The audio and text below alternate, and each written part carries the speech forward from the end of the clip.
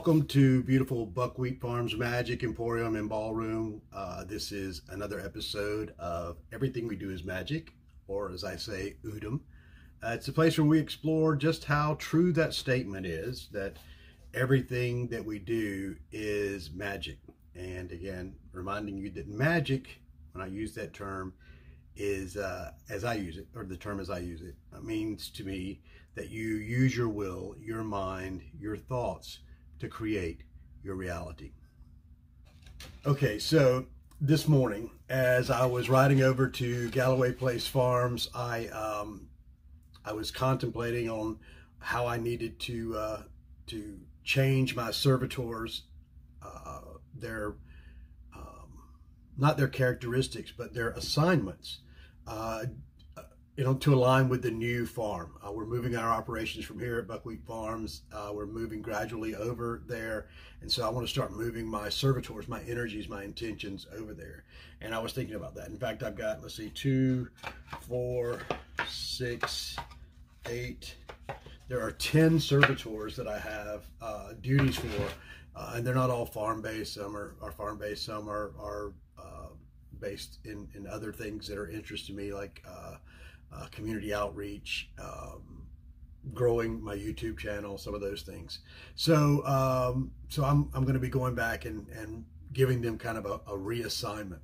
And so I was thinking about that, and also about the whole concept of the event horizon, the chaos before creation, the video I did 2 videos ago, I believe. You can check back and see that.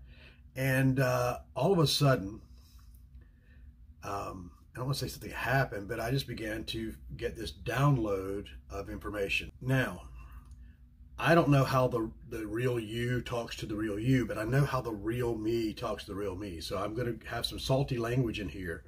Just a warning, so this is maybe not safe for work, or not safe around children.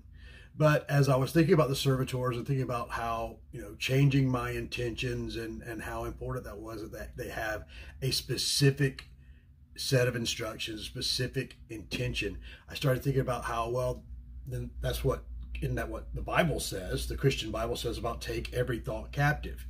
Take every thought captive to the true nature of the divine, or your true nature. Take every thought captive. And so, and again, that's what we're doing. And then it hit me. All of it is the same fucking thing. The download started coming. I've given you drops. I've given you rivers. I've given you streams. I've given you strings. I've given you threads. I've given you hints and pieces here and there in all the wisdoms of the world. And the problem is that people gather around that one wisdom when they get it, that one pearl they get, and say, this is my pearl, there are no other pearls. And this whole life that we're living, this life experience that we're having, is to get us to move beyond that space of thinking our pearl is the only pearl, to understanding that our pearl is just a reflection of all the other pearls. And see, our purpose here is to learn to love and accept every aspect, every perspective that comes in. And I shouldn't say love and accept it, but not to judge it. Because again, that perspective is unique to that person. I take it back, and this may help a lot of you in doing some physical healing from wounding that you've had in your past. But I had some issues with some things with my parents. And then I started to realize they were doing the best that they could at the time. And everything that they could do, they were doing, that they knew to do.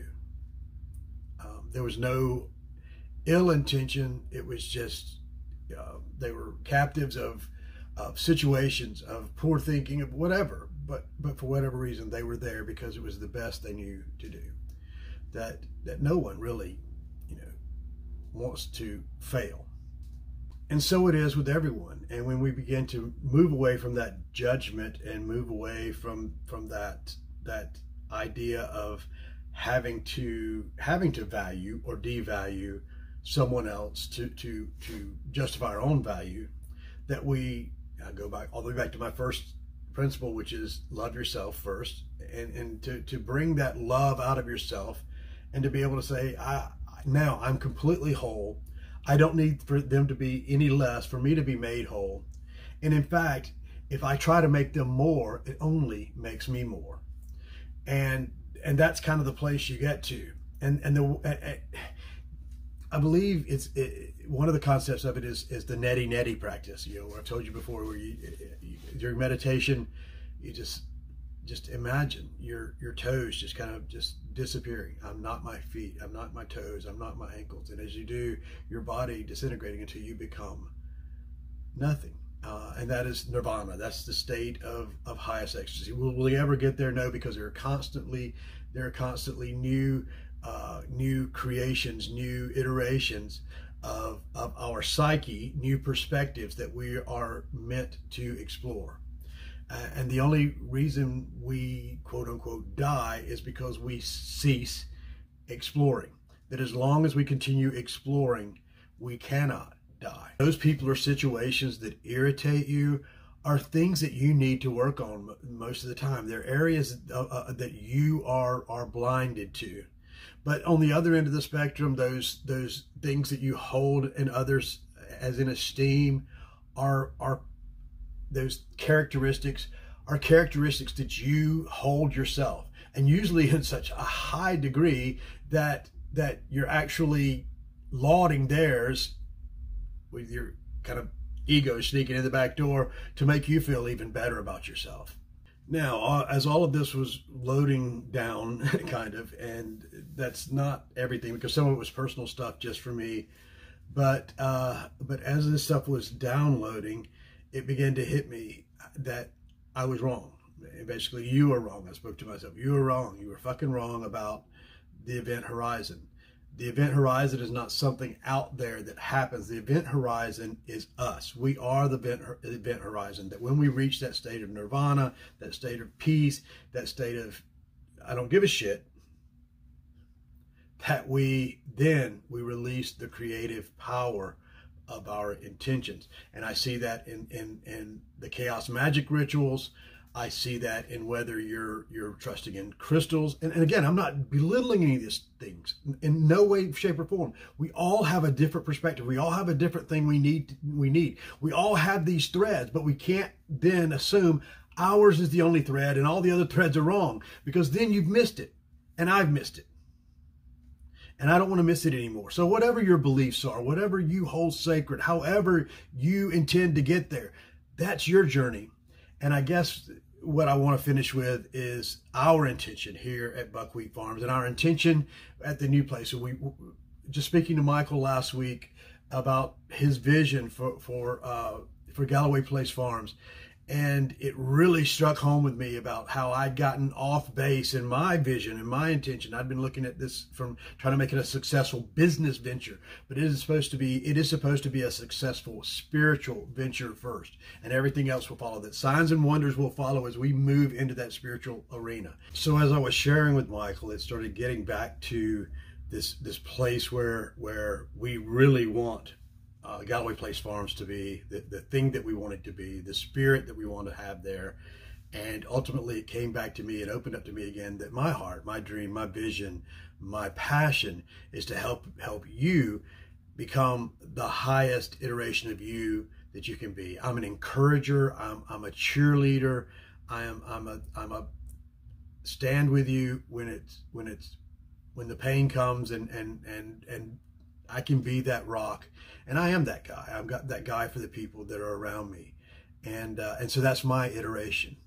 That's me. And this path has, and that's the funny thing, is as you begin to release and become that black hole, become that place where nothing really matters. And again, it happens in every kind of magic, chaos magic, crystals, witchcraft, using the elements, even, you know, like I said, with chaos magic, that covers the whole spectrum. Whatever your magic faith or non-magic faith, your faith, prayers are the same thing. You can, the Psalms, the Bibles, these are all grimoires. These are all just journeys, people's spiritual journeys, in a way of expressing it, in a way of expression that in hopes of others being able to comprehend and understand it and share it. Now, often, again, we're doing that for affirmation and confirmation rather than education. And so I hope that's what's happening here, because, you know, whether I get likes, no likes, whether I get subscribers or don't get subscribers, it may have an effect in the physical realm, but in here, I'm going to keep doing what I'm doing because this is who I am. So as we move towards this time of the solstice, this time of and it's always been this seasonal time of the year for me where I start doing a lot more in-gazing, a lot more introspection, a lot more testing of who and what I really am. And I believe all of you go through. I believe we go through these seasonal patterns in our lives, at least in the northern hemisphere. Maybe in the southern hemisphere, I guess it's flipped over. So it kind of balances. But as you're going through that, begin to release those things. Begin to release not only the things that irritate you and say, I don't judge that. I just see it and recognize it for what it is. And you begin to take away the power of that thing, that power of that thought to move you in that negative direction, because as a man thinks in his heart, so he is. Whatever you think on, that's what you'll have. But also on the other end of that thing, to not esteem too highly those qualities that you admire. Because in doing so and esteeming those qualities so high, you're kind of putting yourself on that, you're letting the ego in. And because those qualities in the end don't matter. And you may esteem them, but others may not. So again, not to judge ourselves against each other, but to judge ourselves against ourselves, so that you may know who you truly are, because that's what we need. That's what I need. That's what the world needs. I don't need for you to be just like me.